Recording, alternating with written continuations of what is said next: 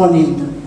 Saya sebagai Ketua Wanita Kabupaten Jayapura, saya ingin menyampaikan hampir beberapa tahun berjalan tentang pengamatan.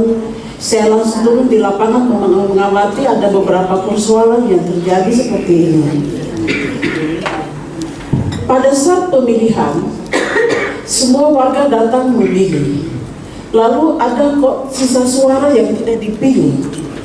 Kadang-kala terjadi kecurangan ada di sini. Misalnya yang dipilih suara 500, masih ada 500 yang tidak dipilih oleh masyarakat.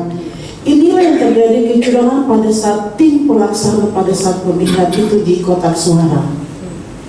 Lalu mereka bekerja itu malam hari ketika kita tidur, mereka kerja sendiri. Hasilnya muncul pagi hari lalu mereka umumkan. Ternyata yang memilih hanya 500, tetapi kenapa bisa jadi 1000? Ini kejahatan pada saya sebagai Ketua Wanita Katolik, saya sebagai Ketua Kompas di PT Puskopat dan sebagai warga di situ, dan saya selalu hadir menyaksikan kecurangan ini. Macam tadi kita bilang kalau kita berdoa supaya orang yang Tuhan menggerakkan hatinya kita memilih. Tetapi di situ juga iblis bekerja bagaimana kebutuhan dia untuk dapat uang juga ada di sini. Ini persoalan yang selama ini yang terjadi. Kebutuhan untuk makan, minum, pakai dalam perut itu jadi kadang-kadang ini orang yang Tuhan utus tetapi dia juga dapat uang, maka bagaimana dia selamatkan dapat uang daripada utusan Tuhan. Ini yang terjadi. Jadi saya mau ingat waktu pemilihan setelah sebelum Bapak Matius itu ada sistem yang dilakukan oleh tim pemilih begini. Kita pilih kotak suara semua. Jadi kalau 7.000 habis, sisa kita semua bakar. Dimusnahkan, berita acara pemusnahan kotak suara. Mungkin itu yang lebih jujur lagi. Supaya kita bekerja betul-betul jujur. Kita bilang apa kita ini berdoa, tetapi berdoa dan bekerja itu sama-sama harus seiring. Karena Tuhan itu Tuhan yang adil dan kudus. Jadi kita tidak bisa bersandiwara dengan Tuhan soal pembangunan di sini. Lalu yang kedua, saya biasa kalau ke kantor tuh saya naik taksi. Kemarin saya naik taksi, sopir taksi dia bilang begini, kami tuh mau pilih bupati, tapi harus bupati perhatikan kami di Kabupaten Jayapura ini, Terminal Sentani itu dari mana, muaranya di mana, lalu dia berakhirnya di mana. Ini masalah ini. Jadi kami mau pilih bupati itu harus bupati yang berpikir tentang kebutuhan kota Kabupaten Jayapura, tentang terminal jadi pokok utama, dan juga masalah pasar. Pasar lama dengan pasar baru itu masyarakatnya masih kendaraan itu sampai macet sepanjang jalan. Jadi mereka mengeluh. Terus saya pikir betul juga ini jadi bagian dari perhatian kita semua di Kabupaten Jayapura. Kita mau supaya kita pilih pejabat yang dipilih Tuhan, tetapi persoalan yang main di bawah meja ini juga tolong didoakan dengan doa bersama kita. Makanya tadi saya pikir-pikir supaya kita kerja jujur itu, mungkin bapak-bapak pendeta sudah jadi tim pelaksana pemilu pada saat di meja-meja itu, supaya kerja jujur. Karena kita bekerja jujur supaya Tuhan juga berkehendak pemimpin yang dipilih oleh Tuhan. Nama saya Maria Bano, mantan Kepala Dinas Pemberdayaan Pak. Ya. Kemarin terpilih sebagai Ketua PWKI Kabupaten Jayapura. Kadang-kadang penyelenggara bahkan mungkin pemilih tetap tidak diakomodir dalam hak suaranya itu. Untuk itu perlu dia mempunyai hak suara untuk memilih, baik perempuan, laki-laki atau 17 tahun ke atas punya hak memilih. Kadang-kadang masyarakat Kabupaten Jayapura hampir 6 atau 50% tidak ikut memilih di TPS. Akhirnya mereka datang, disuruh ke sana ke sini, tidak tetap di TPS-nya di mana dia berada. Kadang-kadang di obrak-abrik oleh penyelenggara. Untuk itu kita perlu berdoa penyelenggara harus jujur. Apa yang disampaikan oleh Bapak Pendeta Yopo itu harus dalam pemilih bupati, wali kota itu harus hadir-hadirnya, sehingga ke depan kita masyarakat bisa sejahtera dengan proses penyelenggara pemilu itu jujur. Kalau tidak, itu akan tidak adil dalam situasi program dan kegiatan juga di pemerintah Papua ini. Itu mungkin dari saya. Terima kasih. Saya selaku Ketua Umum sebuah gereja-gereja, kalau ya ada usul untuk KPJ, yang pertama nanti kita perlu doa bersama dengan penyelenggara, ya, bersama semua tokoh agama di Kabupaten Jayapura dan juga membuat komitmen bersama pilkada damai di Kabupaten Jayapura. Itu usul dari saya yang pertama. Dan yang berikut, kita perlu mengidentifikasi potensi-potensi konflik yang sering terjadi di masyarakat itu waktu pilkada. Ya, seperti yang tadi sampaikan Bapak Ketua BP3 OKB, itu kecurangan itu seringkali membuat resah masyarakat. Jadi itu pengaruh money politik itu bisa diawasi, penegak hukum bisa diperkuat untuk menjaga supaya tidak ada pihak-pihak yang dirugikan. Itu kejujuran, keadilan itu perlu ditegakkan supaya hak semua orang itu mereka salurkan kepada pemimpin yang mereka sukai, itu yang mereka harapkan. Jadi penyelenggara tidak boleh ada kecurangan di situ, karena ini sering terjadi konflik di situ. Jadi itu yang perlu diawasi baik-baik supaya petugas keamanan atau ya aparat keamanan bisa mengawasi penyelenggaraan pilkada di Kabupaten Jayapura bisa berlangsung dengan jujur dan adil, dan juga di seluruh tanah Papua. Mungkin dari kami seperti itu. Terima kasih, saya kembali. Semua orang beragama pasti ingin damai, sejahtera, dan seterusnya. Masukannya nanti mohon sebelum ada pemilihan umum, mungkin ada yang doa bersama ini atau lintas agama, mohon diadakan supaya menyeluruh. Tadi disampaikan tiap-tiap distrik juga boleh dan kabupaten. Itu yang pertama. Kemudian yang kedua, bagaimanapun itu harapan kita semua damai, namun suatu ketika pasti ada kenyataannya ribet Bapak. Nah ini dari mana kira-kira ini? Apa dari penyelenggaranya dan seterusnya?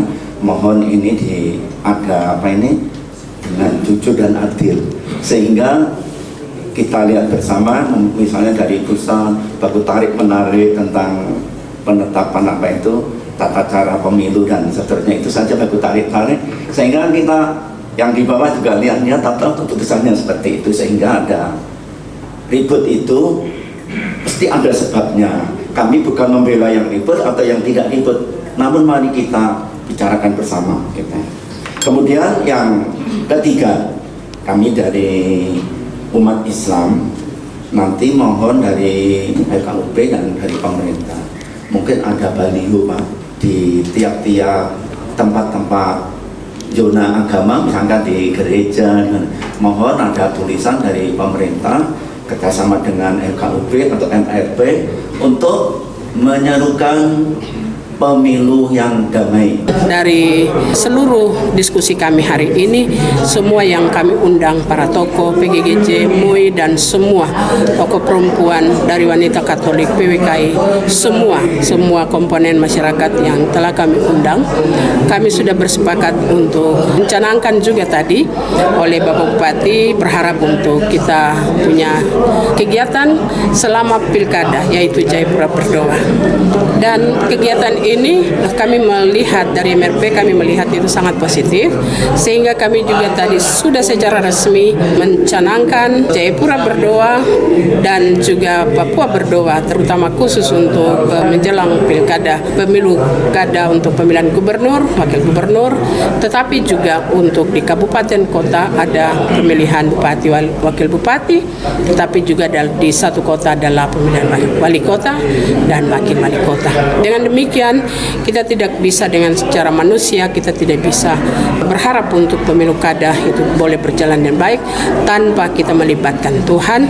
Maka hari ini lewat kegiatan Kunker Pokja Agama di Kabupaten Jayapura, kami bersyukur ada pemerintah daerah, terutama Pak Bupati, telah memberikan konsep ini kepada kami, dan kami semua sudah bersepakat, sudah berkomitmen untuk melakukan kegiatan Jayapura Berdoa, dan itu akan diterjemahkan oleh FKUB, Kabupaten Jayapura, bahkan PGGJ, MUI, dan seluruh lintas agama. Kegiatan ini sangat baik, di mana Pokja Agama mengedepankan satu tema tentang kerukunan supaya pilkada itu dapat dilaksanakan dengan aman dan damai. Nah, jadi saya tadi menyampaikan dalam sambutan maupun dalam materi ceramah bahwa sebenarnya tugas dari agama itu mendoakan, kemudian menyampaikan bagian-bagian kitab suci yang membimbing umat untuk melakukannya dengan baik. Dan yang kita biasa hadapi itu kekacauan muncul di akhir dari perhitungan suara dalam sebuah proses pemilu itu. Nah, untuk itu kita harapkan para kandidat yang mau jadi pemimpin ini tidak menggunakan cara-cara yang tidak dikehendaki oleh Tuhan. Misalnya orang selalu bilang ini ada serangan fajar atau membeli jabatan dengan uang, ya, secara sembunyi-sembunyi. Ini kan hal-hal yang harap tidak dilakukan.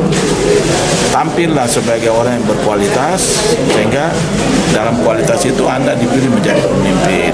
Kemudian untuk KPU dan Panwas, ya, jadilah penyelenggara yang baik dan jadilah pengawas yang baik.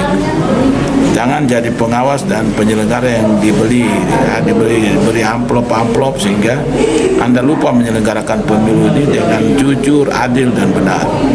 Dan akibat dari tidak jujur, adil dan benar, maka apa yang kita harapkan dari pihak agama untuk kerukunan dan kedamaian itu, dia menjadi konflik di ujung dari pemilu, misalnya pilkada saat ini. Nah, kita harapkan semua orang kerja jujur sehingga ujungnya itu happy ending, ada damai, ada sukacita, orang senang menerima pemimpin yang dihadirkan oleh pilkada pada 2024 ini. Kita boleh bersyukur bahwa dari Pokja Agama MRP boleh memprakarsai suatu kegiatan untuk bagaimana kerukunan beragama terlibat dalam proses pilkada damai 2024, dan ini suatu hal yang baik karena kita tahu bahwa Bapak Ibu yang terlibat di dalam kerukunan beragama adalah orang-orang yang nanti akan mengkoordinir umat, ya, sehingga bisa kita menyampaikan bagaimana kita menghadapi pilkada damai 2024 terutama di Kabupaten Jayapura. Nah, kaitan dengan itu juga tadi kita sudah sepakati, kami dari pemerintah Kabupaten Jayapura memperkarsai untuk bagaimana kita Jayapura berdoa untuk pilkada damai, ya. Dan ini sudah direspon baik dari kerukunan beragama maupun juga dari Pokja MRP. Berarti suksesnya pilkada sangat. Jadi suksesnya pilkada khusus di Kabupaten Jayapura sangat ditentukan oleh dukungan doa dari kerukunan beragama. Ya. Tanpa dukungan doa, maka pasti acaranya nanti akan terbengkalai, ya, pasti. Jadi kita sangat berharap dukungan doa mulai dari rumah tangga, RT RW, kemudian kelurahan, naik distrik, dan kita semua, bahkan dari seluruh komponen masyarakat.